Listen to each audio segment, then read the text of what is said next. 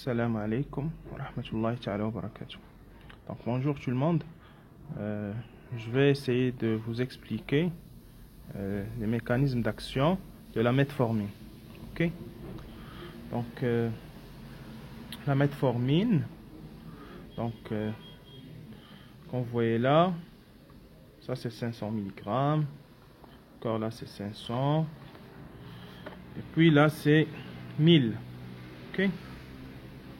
On va essayer d'expliquer le mécanisme d'action. Ok.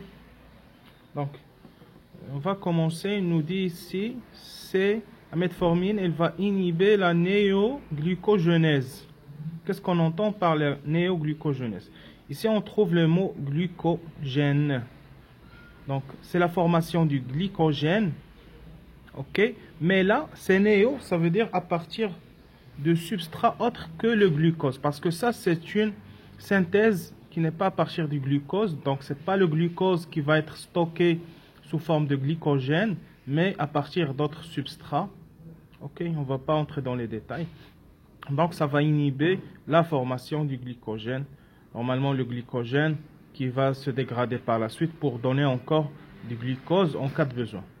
Donc la metformine, elle va agir directement au niveau d'une enzyme clé qui est appelée la glycogène synthase. C'est une enzyme qui fait la synthèse du glycogène.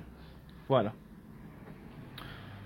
Deuxième point, la metformine va diminuer le transport membranaire du glucose.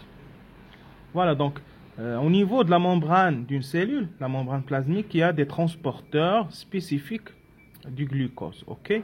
Donc la metformine, elle va agir au niveau de ces transporteurs, par exemple les transporteurs GLUT, et ça va diminuer le flux du glucose.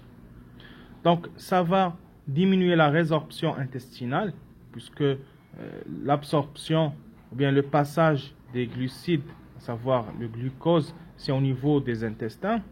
Ok. Par exemple, on va trouver au niveau des intestins, on va trouver les GLUT.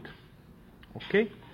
Également, on va trouver des transporteurs appelés SGLT, sodium glucose transport secondaire. Donc, c'est pas mentionné ici. On va trouver les SGLT. Ok, on peut consacrer une vidéo pour la SGLT. C'est un transport du glucose qui dépend du sodium. Ok, c'est un transport qui est actif, mais qui ne dépend pas de l'énergie de l'ATP, mais qui dépend d'un gradient de sodium. Donc il y a une pompe de sodium, et cette pompe, elle va créer une différence de gradient, par la suite, on va avoir le flux de glucose. Donc la SGLT, c'est très important. Donc, pour comprendre les mécanismes physiologiques, donc il faut étudier la SGLT. Là, on va consacrer une vidéo juste après pour expliquer la SGLT. Ok. Donc, ici, on nous dit encore que la metformine va stimuler la sécrétion d'une protéine appelée glucagon-like peptide 1. Ok. Donc, je vais expliquer. Ça, c'est très important ce point. Ce qu'on appelle les incrétines. Ok, ou bien les sécrétines, pardon. Incrétine. Et non pas sécrétine, donc ça va stimuler la sécrétion de l'insuline. Cette protéine, normalement, le cas normal, glucagon-like peptide 1, c'est une protéine qui va stimuler la sécrétion de l'insuline. On va voir que les insulinosécréteurs, ça veut dire l'incrétine, il y a le glucagon-like peptide 1.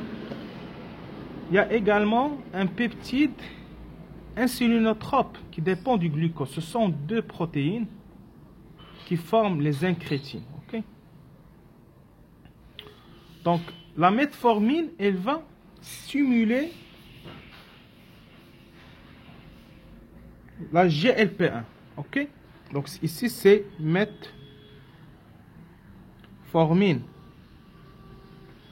Donc, la metformine va stimuler le GLP1, et le GLP1, il va stimuler l'insuline. Donc ici, on va mettre un plus. Plus, ça veut dire stimuler la sécrétion de l'insuline. Ok? Donc je reprends. La metformine va stimuler cette protéine qui va stimuler par la suite la sécrétion de l'insuline. Voilà. Cette protéine, c'est une hormone gastro-intestinale. Elle est synthétisée au niveau gastrique, également au niveau intestinal. Et quand c'est après des repas, juste après le repas, donc après une glycémie post-pondriale, ça veut dire juste après un repas, il y a une augmentation de la glycémie. On va voir la sécrétion des incrétines. Or ces incrétines sont dégradées parce que la demi-vie des incrétines, c'est juste 2 minutes. Ok? Ça, c'est très important également. Donc, juste 2 minutes, je vais avoir la dégradation de l'incrétine. Ça veut dire la dégradation du GLP-1 et du GIP. Là, on va sauter vers une enzyme qui va inhiber la dégradation de ces deux composantes. Ok? Déjà c'est la dipeptidylpeptidase qui va dégrader les incrétines, à savoir GLP-1 et GIP. Donc, comme solution pharmaceutique, on va avoir un inhibiteur de la dégradation de la dipeptidylpeptidase 4. Donc, exemple, sitagliptine et vilagliptine. Donc, après, on va étudier les mécanismes d'action. Ok? Donc, on revient sur la metformine. Donc, la metformine, il va stimuler le GLP-1 qui va stimuler la sécrétion de l'insuline. Donc, vous remarquez que le sujet diabétique ici, ces cellules pancréatiques, ils sécrètent encore de l'insuline. Donc, c'est du diabète type 2. OK? Donc, on revient sur la metformine. Donc, la metformine va augmenter la sécrétion, bien le relargage du GLP-1. Ça, c'est pas CK, c'est GLP-1 qui est un insulino-sécréteur. Ok? Également, la metformine va inhiber la voie du glucagon. Donc, le glucagon, c'est un hyperglycémiant. Les hyperglycémiants tels que le glucagon, l'adrénaline, cortisol, GH, ce sont des hyperglycémiants. Donc, on va diminuer la glycémie, en même temps, on va inhiber la voie qui va augmenter la glycémie. Voilà.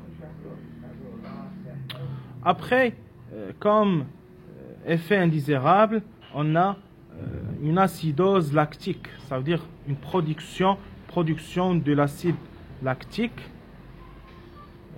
Je ne vais pas expliquer le mécanisme parce que c'est un petit peu compliqué. Donc là, on n'a pas une oxydation, mais on va avoir un processus de fermentation. Ok? À partir du pyruvate, on va avoir de la fermentation. Donc, à long terme, on va avoir des acidoses. Également, on va avoir une diminution de la vitamine B12. Ok? Par malabsorption. Voilà. Donc, on va faire un petit récap vite fait. Petit récap. Donc, un petit récap. Donc, en d'autres termes, on pourra dire que la metformine va augmenter la sensibilité à l'insuline. Ça pourrait diminuer l'insuline résistance. Ça, c'est à vérifier, ok? Ça, on l'a dit. La résorption intestinale, il y a les GLUT. Il y a également les SGLT. Ce sont des transporteurs, ok? Et ça, le plus important, c'est qu'elle va stimuler les incrétines. Donc, une composante des incrétines, GLP-1. Donc, ça, c'est GLP-1. Et ça va stimuler la sécrétion de l'insuline. Voilà, comme effet indésirable, c'est la diminution de la vitamine B12 au niveau physiologique. Et là, c'est l'acidose lactique. Deux scénarios, soit par production de lactate. Là, j'ai mentionné pyruvate lactate, ça c'est de la biochimie. Soit par accumulation et à long terme pour avoir une insuffisance rénale. Voilà, merci.